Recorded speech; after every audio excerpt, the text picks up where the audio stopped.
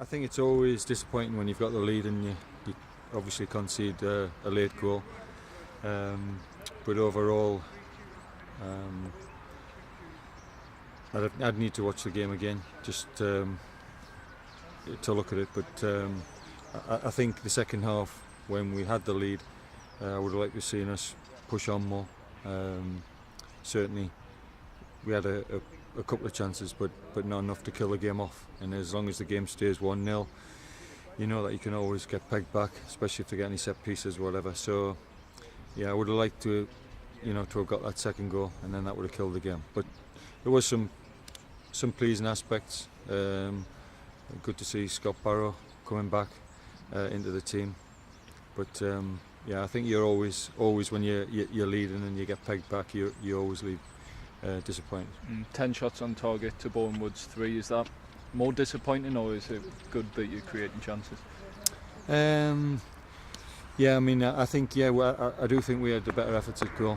They had a bit of possession, but like you say, the stats would say that we did more in terms of efforts at goal. I just think I would like to see us have more possession than we did in the second half. What was your take on both goals today?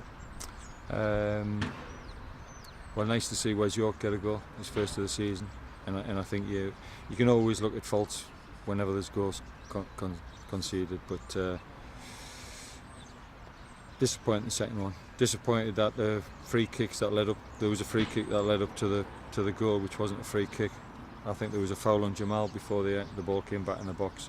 So there's always a lot of things you can pick through, but yeah, it wasn't. From our point of view, we should have defended the cross better, especially with a 1-0 lead and with it being late in the game. So disappointing that we conceded, but there was some better aspects of our play today, and like I say, you look through Boreham Wood's team and the squad of players they've got a lot of good players at this level, and they're as good, or everybody in the league is a stern test, and we're not in a position where we can feel that we're too good against anyone. We've got to play at our best to win games, and I wouldn't say we're at our best today. So we need to keep improving, keep trying to get better, and if we do that, then we'll turn, or instead of drawing, we'll end up winning these games.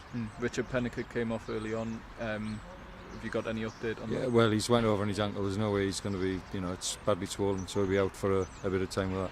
Okay, and you touched on it before, but Scott Barrow coming back and getting man of the match, that must be pleasing. No, it is. I mean, it's very. You always want to. As a manager, you don't want to be chopping and changing. Scott was somebody that, he was having a good game. The game he got injured, and I know what he's capable of. And it was nice for him to come back today, and he showed no sign of his injury. So his confidence will improve, and